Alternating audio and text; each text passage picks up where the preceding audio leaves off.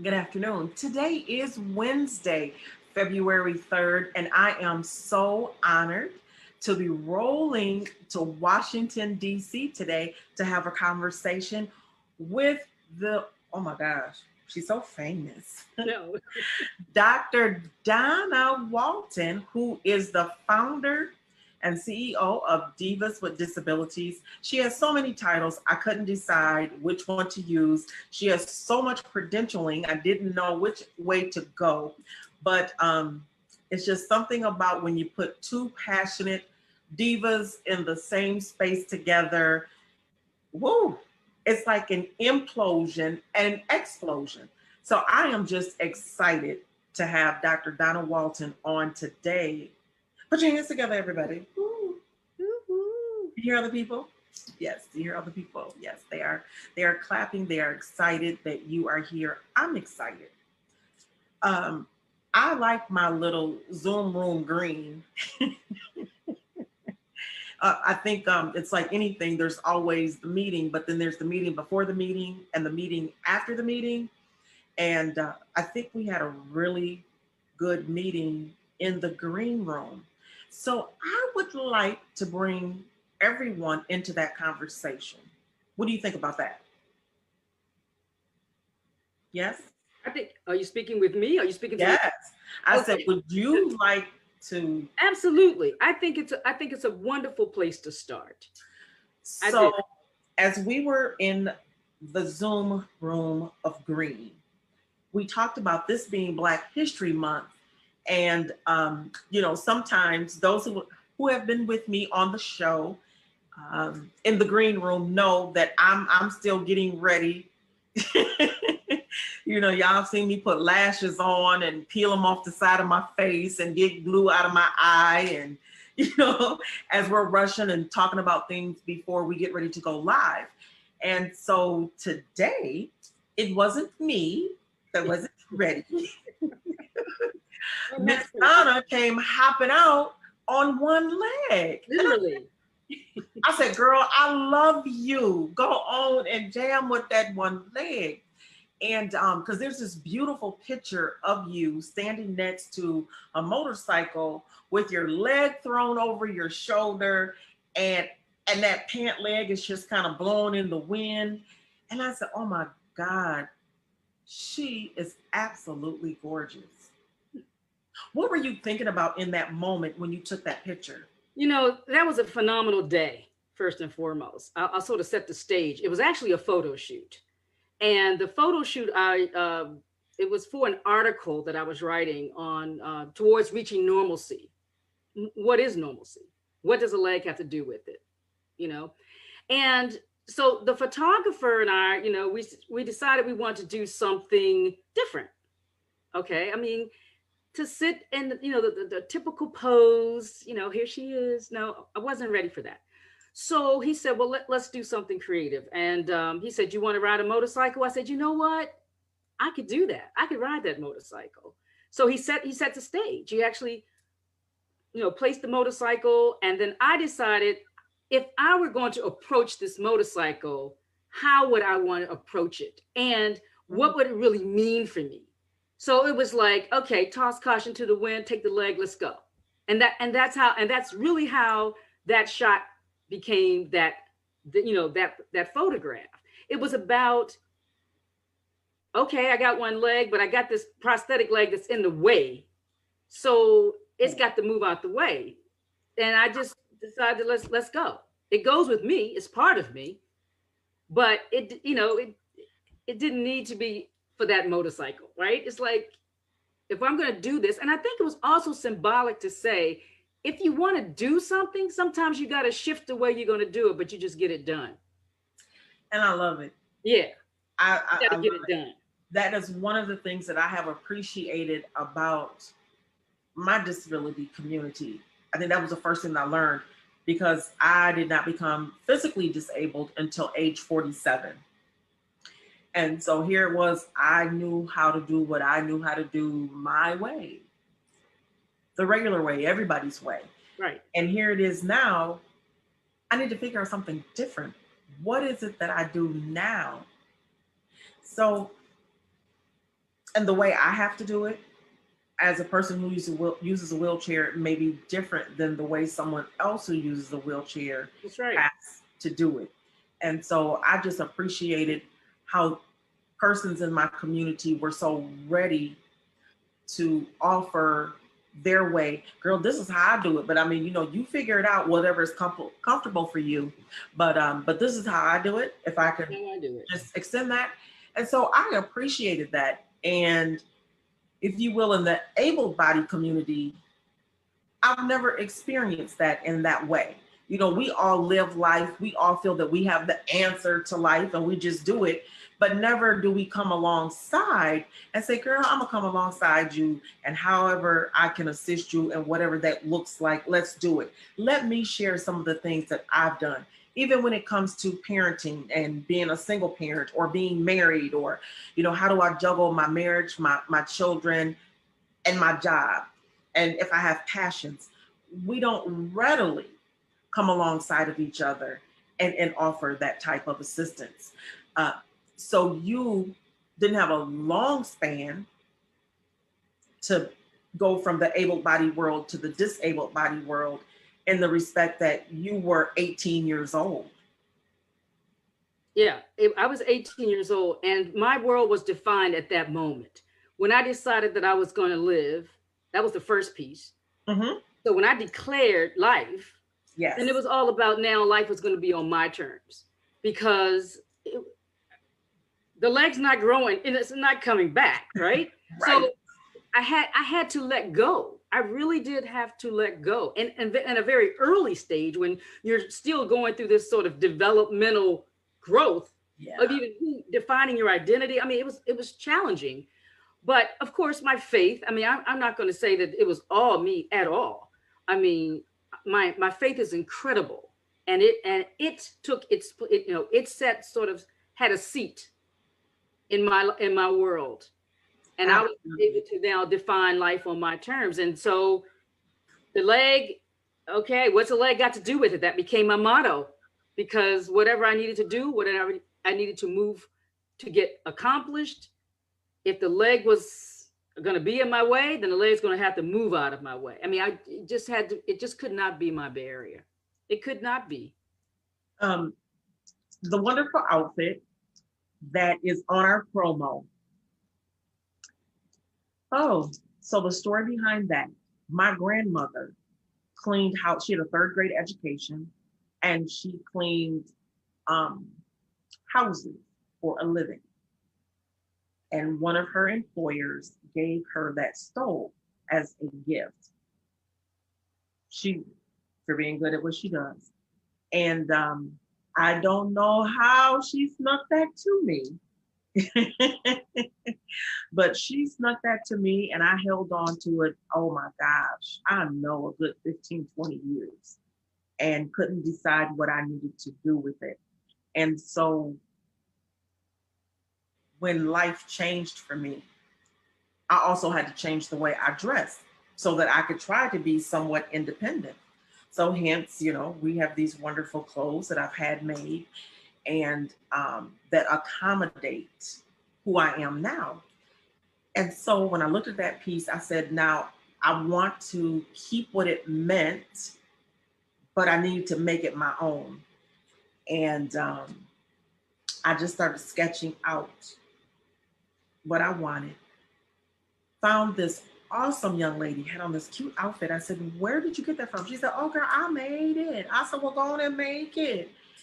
And she was hopping around on one leg.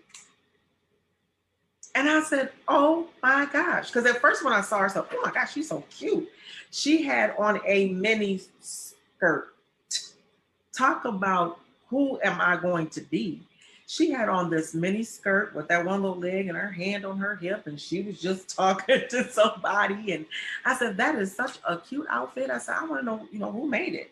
And she said she did. And she says, I own my own shop. And I showed her my drawing, and she's like, wow, well, let me see what I can do and work with this. And we found that fabric, and she made it do what it do. She made it do what it do. So she was my first person that I got to sit down and talk to that was an amputee. And the question, some of the things that she said to me, I won't share them all, but I will ask a question of you. Did you try to hide your disability? Because you really have a choice when you wake up in the morning. Do I want to, number one, be disabled? And number two, do I want to look disabled? You have a choice. That's a good question. Okay, so that's a good question. When I first got the diagnosis that I was going to have to lose my leg,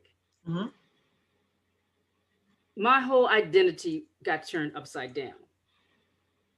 And so again, I was 18 years old. Yes. So in terms of hiding my, it's like when you have an amputated limb, you now have a choice to wear a prosthesis or not to wear a prosthesis. Not every amputee chooses to wear a prosthetic limb. Okay. I chose to wear a prosthetic limb because what I wanted to perceive to be as normal as possible. I wasn't ready for the stares and the losing my self-esteem, losing all the things I thought were about being a woman, having a shapely leg for a man to admire, right? My body image my identity was extremely wrapped around a leg. So initially, I would say I did want to hide it in that I wanted to show up as normal. Again, there's that word, as possible, in that I didn't let go any of my activities that I enjoyed doing. I went to parties. I went to parties wearing my crutches at the time. In my early years, I started off wearing crutches. And, again, can't hide that. However, you can't hide the crutches. But again, because when you see me wear the prosthesis, you don't know I'm an amputee. You see a leg, something's going on, but you don't think she's an amputee. Right. So I did hide and stay behind, the kind of identity of being an amputee person, by going into the spaces that I always went to. I kept going to parties. I kept stepping. I did not try to do, I didn't try to stay home, if you will, so that people won't see me. And I guess that kind of leads to a story, though.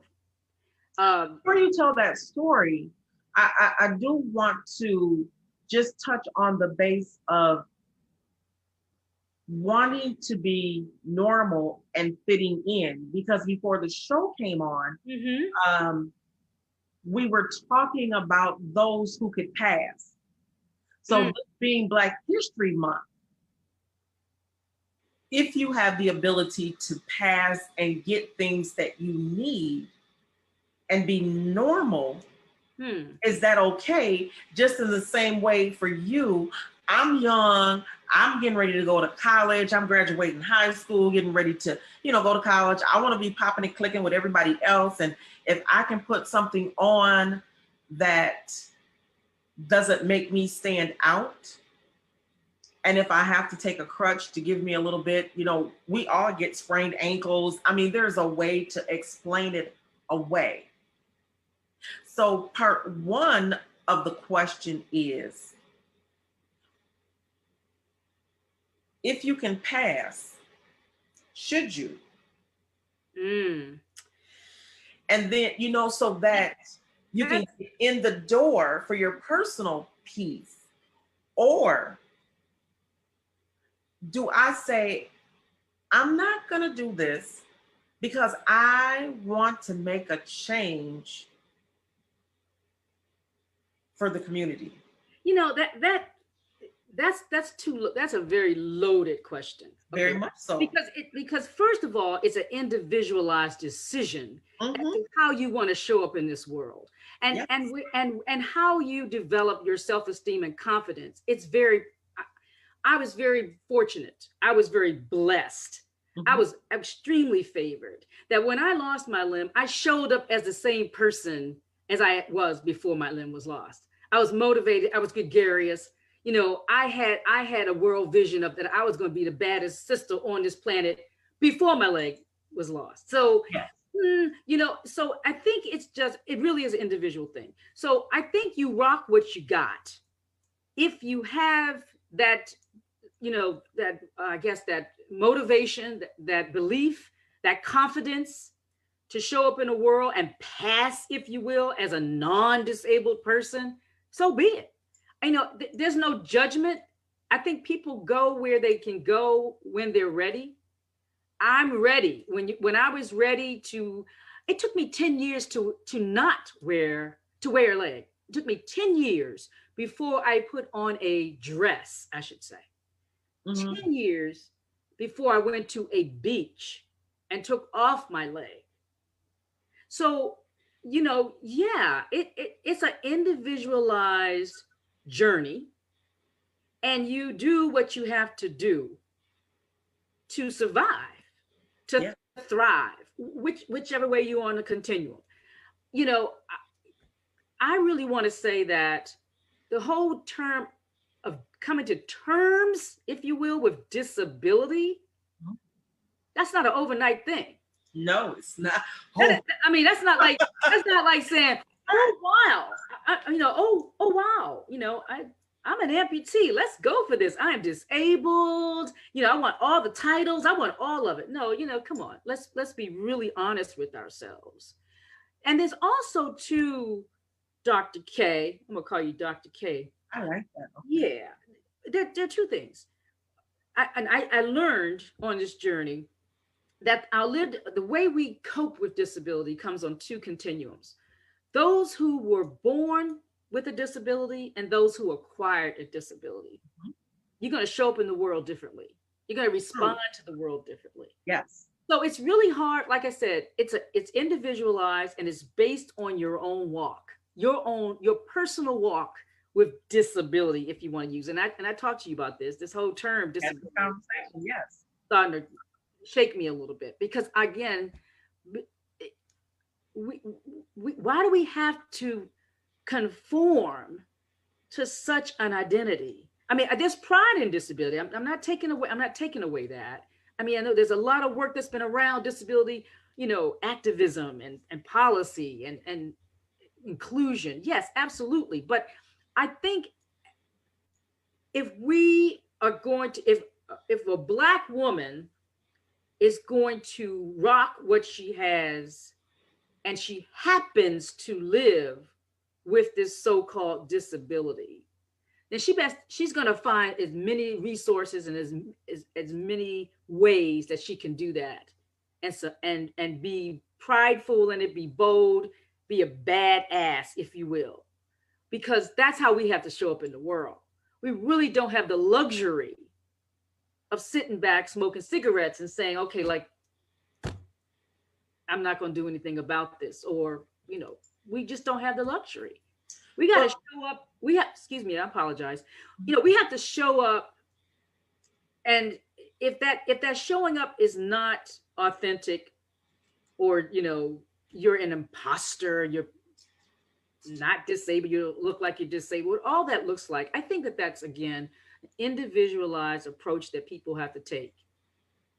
And then we just have to hope that the people surrounding us will give us space enough to do that. Right. And the time is now 4:21. We want to say thank you for tuning in to Rolling with the Doc. And my guest is Dr. Donna Walton, all the way, and she's in Washington, D.C. I'm so loving this virtual traveling that I'm doing. And we are so glad to have you on today. I want to say thank you to the Deaf and Hard of Hearing for being with us, for translating, and we greatly appreciate you. And to 100 Shades of Disabilities that sponsors this show. So for that, I am truly grateful. I'm truly enjoying the conversation on today with Dr. Donna Walton, who is an amputee, has been since the age of 18. And so if you're just now joining the discussion, The question is, if we have an opportunity based on our color and or our ability to do or not to do we have an obligation to that particular community, whether it is to your race community, whether it is to your ability community, to live your authentic self and show who you really are. I believe that power is what power does. And if you have the ability to make a change, and if that means, you show your ability, or not to show the ability, or show your color or not to show your color, that you should do that. I do believe that we should all wake up every day and not necessarily be so selfish and think about, us four and no more, or just what's in my little circle. But if you have the ability to create a systemic change by who you are and how you show up in the world, I believe that you are obligated, especially since we are in Black History Month. And as we are all remembering those who have made changes in our history so that we are able to vote, we are able to live where we want to live, we are able to have jobs that we want to have jobs. We can go to the bank and take out loans, or have savings accounts, investment accounts, that somebody decided when they woke up that they were going to not hide or feel shameful about who they were. And they made the decision that I'm going to change my life and the life of others. And so I love, Dr. Walton, how you have taken us on this journey. And it started very young for you. Mm-hmm. And I think that takes great strength and great courage. You talked about your faith, and here everybody knows that Dr. Kimberly Yvonne Barrington loves Jesus down in her sanctified soul. There's no questions, qualms about it. And since I pay the bills around here, I can say that on my show. I love Jesus. I believe in Jesus. If you do not, I still love you. I still like you. But that's who I depend on. And that's where I draw all of my strength, and all that I do is from my faith. And as you can see, all these books behind me, they are real. I have read them, and you have to in order to receive an earned doctoral degree. And so, what do you think, Dr. Walton, is our responsibility? I know that you talked about people can show up how they want to. I agree. But do you think that we each should take a personal responsibility for making a change within our sphere of influence? If you can, sure, absolutely. But I think it may look differently.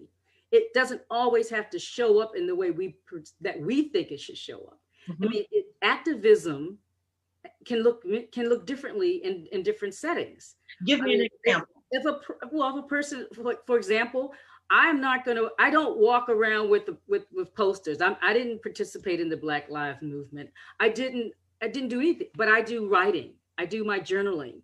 I work with other young women and girls. You do what you can in the space that you can, have the confidence to do that. And you want to be authentic about what you do. I'm not a perfunctory person. I don't do something because someone else is doing it. I'm just going to do this because everyone else is doing it. I think you really do. If you want to come on the journey and support, a cause, or support the fact that, that we have fought for years for civil rights, still fighting, and fighting the sort of systems, if you will, systemic racism and all the isms. I think you should do that, but you should not be forced to do it in the way that others are doing it. You should find your comfort zone and advocate. And you're absolutely right. Do something. I always say, rock what you got. That's my motto. Rock what you got. Because not everyone is going to show up with a doctorate degree. I mean, not everyone's going to show up. I mean, with financial literacy. Mm-hmm. There's just many variables to one doing the work. And I think that they should just be allowed to do it in the way they want. And I think we have here's where I think the responsibility lies. And that is, I can believe that I can make the journey a little less bumpy because I've been down that road. I Okay. think that's my responsibility. And that's why the Divas with Disabilities, organization exists. Because I do want it to have a model of self-sufficiency and empowerment, Mhm. to show that because your life experience may dictate that be labeled, if you will, as a disabled individual, that should not be the trajectory of your life outcome. And we have to be those of us out, I call us the elders, the seniors. Yes. We have to be the ones to provide that path, to light the path. We have to do that. And that's where I think we have the responsibility and the obligation. I could not possibly let God, Jesus, as you know, save my life and not be able to testify about that. I felt that down. That's I felt the shondo. Yeah, and see, that's what I'm not. That's not going to happen. Mm-hmm. One of the things that we did not talk about, or we haven't had a chance to explore, is that I was given a 15% chance of survival at 18 because I had a cancer that was just going to take me out. It thought, but fate had other plans, and so I knew at that moment when I was given life that I had an obligation at this point to talk about it. Right. So I like that piece of feeling the obligation, which is different because your obligation is because my life was saved. If I can save someone else's life, then I will, no matter what that looks like, and it may look differently for me than it does for you. That is correct. Which is different than because I'm Black or because I'm disabled, I'm responsible for the whole community on both ends, and let me do everything I can to fix it and make it better. Because there is definitely a difference. There is definitely a difference. I agree with you. So I do appreciate that. Wow, I can't believe it's 4:30 already. What does that mean? What does that mean? Does that mean like I gotta go? I gotta go. It's 4:30 already. But one of the things that I really wanted to touch on that we talked about the other day was, and it's in this same vein, is if we can change people's perceptions, their thought patterns, we call it systemic ableism or systemic racism or systemic sexism, them isms. What obligation do we have when we are offered a platform? And I'll give you, for me, I was in front of more than 1,200 people across the United States. I know we were in a minimum of 10 states that it went through. There were maybe 300 people that were sitting in the room, another 1,000 people that were tuning in, and they all were upper management and owners saying, we want to make sure that we're hiring persons with disabilities. So of course they had their human resources, persons there. And on the panel, we had, it was 1, 2, 3, 4, 5, 6 of us on the panel. I'm the only person with a visible disability. 3 people on the panel had disabilities that were imperceivable.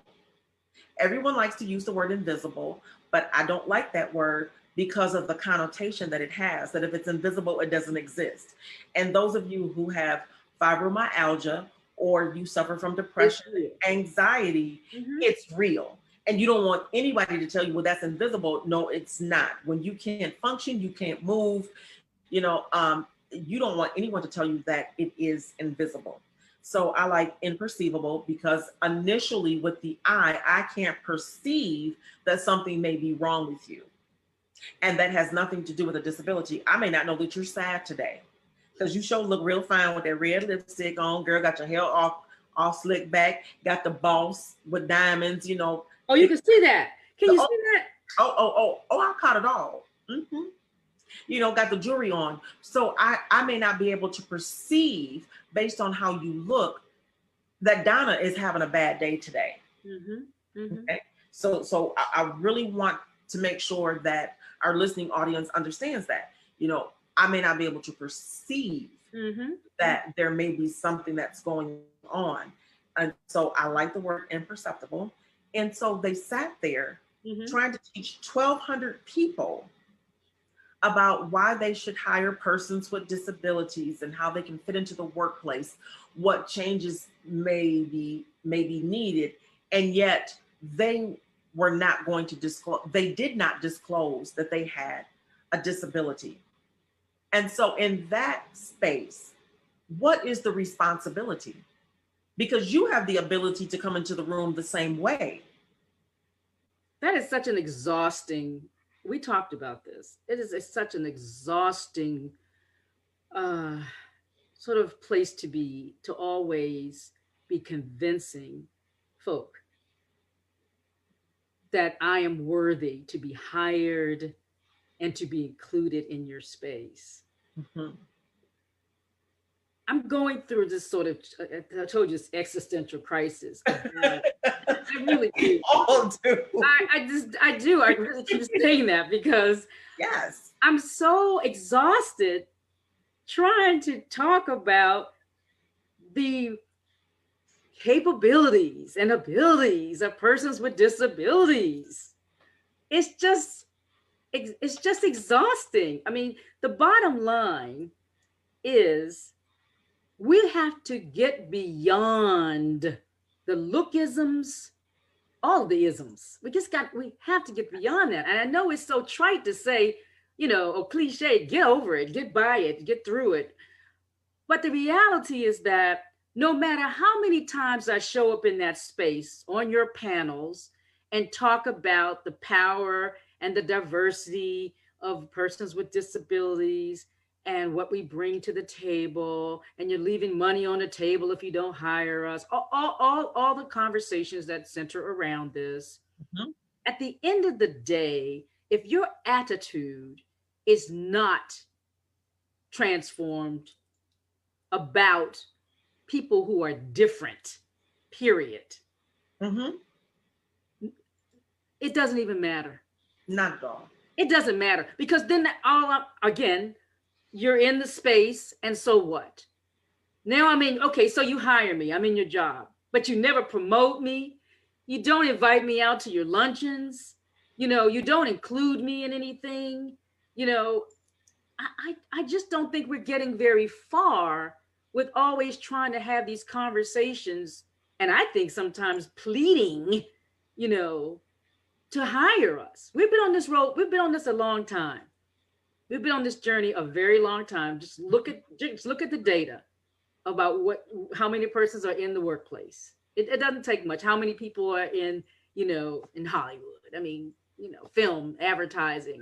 Right. Just look at the numbers. They speak for themselves. So what is it? What is it? We have powerful people with disabilities, if you will. Visible and imperceptible, right? Absolutely. So I mean, and what is it that what's left to do? I'm exhausted. I'm still going through a change of thinking about what will it take, and what is my responsibility. You know, will I continue to show up on panels, you know, and speak about, you know, the importance of including people with disabilities? You know, what's my role? And that's I have to think about what my role is. Because again, I only think about what is it that I need to do? What can I do? I don't want to sit on the sidelines and telling people what they should be doing if I'm not doing the work myself. Right. So, you know, I don't know if I answered your question or not, but I certainly believe. I think that you did. And I believe that this is good dialogue. These are kind of the sessions that I have. I don't know with anybody else talks about when they go to therapy, but this is what I talk about when I go to therapy. You know, and I say to my therapist, I'm tired. She says, how are you? Where are you today? And I said, how about I'm tired? And I said, because I'm tired of people when they see me, can I assist you? Absolutely. And then and this is probably my most favorite story, is went to an event with some very powerful people, movers, shakers, they names on side of buildings. And they listened to this whole spiel about diversity, equity, and inclusion. And then, how, if I'm an architect, how I can make changes.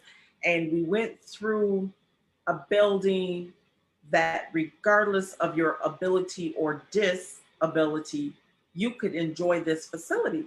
Mm-hmm. And they got it. Oh, yes, I'm so enlightened. And then, here our paratransit system is called the Go Bus. And so as others that were a part of this discussion that had disabilities, when they got ready to, so mind you, it was like, oh, yes, Dr. Barrington, oh my gosh, you're just wonderful, blah, blah, blah. And as soon as we got ready to leave, they said, can we assist you out? Oh, absolutely, you may. And they said, which Go Bus is yours? Which Go Bus? Gold Bus? Yeah, that's the bus that the handicapped people get on, that they take them where they. Oh, okay. Okay. Not that you may have driven yourself. Bingo. So I said, I don't have a bus. Oh, you didn't order a bus? So do we need to call and order you a bus? How long did it take? I said, no. I said, I'm down there. Well, where? Oh, you have a van, a handicap van? I did just like this. I'm down there. I'll tell you when you get close to where I am. And so we wheel up. Well, all we see is a Range Rover, this white Range Rover. Who? Somebody drove you? They waiting for you? I said, no, that's my car. And it was like, exactly. Did y'all hear what I said? They're like, beep, beep, beep. And are you serious? Now, we just had this conversation in here.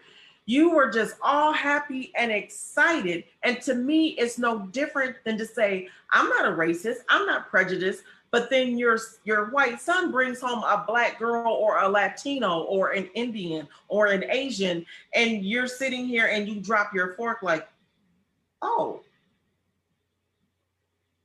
The proof is in the pudding. And so I think in that day, in that moment, I was just like, are you serious? And even where I live, there's, and I love everybody here. But the first neighbor that came out, oh, she's looking in the driveway, looking at the cars. What do you do? How did you get here? What does that mean? I said, we came down the street and yeah, we turned in here. What do you mean by that? And so my therapist said, well, what does that mean to you? I said, I'm tired. Because why do I have to explain or justify?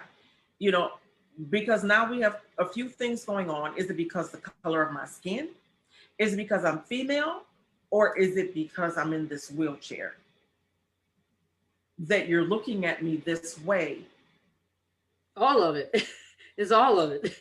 It's all of it. You see, it's like, you guys have how many cars? And that one looks like, we have an MG. They're like, do you know that that's a European car? And yeah, James Bond drove that. And you have one in your, yes. And your point being, at what point do we have to stop justifying who we are, why we have what we have, and be able to enjoy and just say, hey, how's it going today? Hey, hi, my name is Donna. I'm not Donna the Black woman. I'm not Donna the lady with the one leg. I'm just Donna. I'm living life. This is where I work. This is what I do. And hey, you want to go hang out today? Well, the more, I always believe we have to flood the system with us. And that's why, again, Divas with Disabilities does just that. I mean, that's the mission. It wants to get people to understand that people, women, Black and brown women, Black Indigenous women, women of color, girls with visible disabilities, as you say, can show up looking like a diva if they choose to. Mhm. Because diva and disability can coexist in a single person. We want to debunk the theory of what you look I have like. to say, It's yeah. all about lookism. Yeah, exactly. I mean, it's about lookism. So the more we show up in our own boldness and and not kind of conform or debunk, like I said, the stereotypes, if you will, Mm-hmm. I think that's where I think that's my personal vision, that change will occur. The more you turn on television, perhaps, and you see images like yourself, like myself, and others, that's when it changes. We have to show that we are part of the community. The more we stay outside the community, the more the community will not embrace us. They don't know you, they don't see you. So when you show up, it's like, oh my God, you drive a Range Rover? I mean, I still to this day pull up in a handicapped parking space and people will pause to admonish me because I don't look handicapped, first of all, like that's their term. And you're parking in the space and you're driving a convertible. How dare you? How dare you? Oh my God, yeah. See what I'm saying? How dare you? And and that's because the imagery, is very impactful. You got a wheelchair symbol on the ground, and people have been pretty much inculcated with that visual of a wheelchair. So you see wheelchair and you see Donna showing up fly, cool. It's like, don't compute, don't compute. It does not compute. Well, I think my favorite thing is, oh my goodness. And I said, hey, they're like, you are so beautiful to be in a wheelchair. Right. And I said, so Yeah. what does that mean? I said, and you're so ugly to be walking around. And what's your point? So, but I can't say that because that would be rude, you know. So then it does open up the conversation. And I do believe in using every opportunity as a teaching moment and perhaps to change what it is that you believe about how I should look. And so, people will say, well, you look like a diva. Am I not supposed to look like a diva? Well, most people I know, when something's wrong with them, I said, child, for me, my motto has always been no matter how I feel, I get up, I dress up, and I'm going to show up and I'm going to never give up because somebody needs my story. And I believe that what you see initially, because we are visual people, that when you see me, it will give you another way to look. And so maybe, so now what happens is that, hey, why are you dressed like that? You know this chick that's in this wheelchair, she's always got on purple and she's so cool. And I mean, she is always dressed and got the nerve to have on 6-inch heels in a wheelchair. I said, absolutely. I said, absolutely. Well, there are no limitations. And I think that's why we have to show that. And again, I don't really have to. I don't feel like explaining it all the time, And I really I do love compliments, and it feels good when we're complimented. But I sometimes feel a little uncomfortable when I show up in a space and people are just complimenting me like crazy. I mean, it's like, okay, it's okay. Why can't? Okay, it's just clothes, and that's it. It's just clothes, and this is my style. So. Yeah. I'm not trying to be a diva. I'm not trying to be fashionable. I'm showing up the way I am. I am. This is who I am. I'm not faking it. I'm not trying to live outside of the zone or, and try to get your attention and no. But what I'm trying to show you is there is diversity in individuality, and if a person just happens to have one leg, but they can still be fashionable, that's all good. It's just, there's no paradigm for that, and I'm trying to flip that. I'm hoping that I will be able to, in the work that I do, will be able to flip those paradigms, and that's where I am right there today. Well, it is 4:47, and I want to say thank you You're so much. And that is really a great way to put a comma in this show with you and I together, because it definitely is not a period. I know that you'll be back. I know that we'll have more conversations. And we didn't even talk about my book. We had the whole book to talk about. Oh my gosh, we got into this whole piece. So we definitely, you know what? You can actually come tomorrow if you would like to come tomorrow, and we can talk about your book tomorrow if you would like to. But I you've been so busy. I don't know if I can get you 2 days in a row. Yeah, well, we could definitely tell people how to pick up the book, though. You can visit my website if you want to share. I can share, but I turn the mic to you. But absolutely, thank you so much, Beth, with Deaf and Hard of Hearing, for being with us on today. We are so grateful, and I love her and I appreciate her. We've been together almost a whole year now. And thank you so much to 100 Shades of Disabilities, who does sponsor the show. And Dr. Donna, oh my goodness, I think that you really left us with a lot to think about. And even those of us that have this lived experience, there's a challenge there that I feel on so many different levels, but definitely the one challenge that I do love and appreciate is it's not always my responsibility, that I can just sometimes show up as Kim. I don't have to be Kim the advocate. I don't have to be Kim the disabled girl or Kim the Black girl, but Kim can just show up and just be there, and it's okay that I don't have to do anything in particular, But if somebody pulls on it, not an oil's gonna come on out, if you pull on it. But I don't have to spread the oil. I can just come in and try to be as incognito as possible. And I think that was a great takeaway, for me. So for those of you who are an influencer, if you are an influencer, there is a space for you to be able to just rest sometimes. And I do apologize. I mean, it was on the flyer to talk about shattered dreams and broken pieces, but I think that God knows, and He knows best what we really needed to talk about, because I think the conversation was very loaded, it was very guided, and it was awesome. You can pick the book up on her website, www.donnawalton.com. It is also on Amazon. It's in Kindle.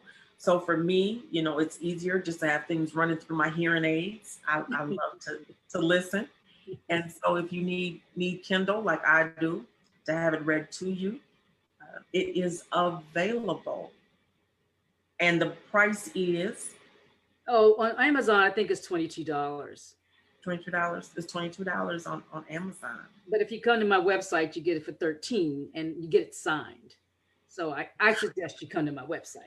Okay, I'm getting ready to come to the website, and I am going to look in the comments today. And the first 5 people that I see on there, I'm gonna buy you a book.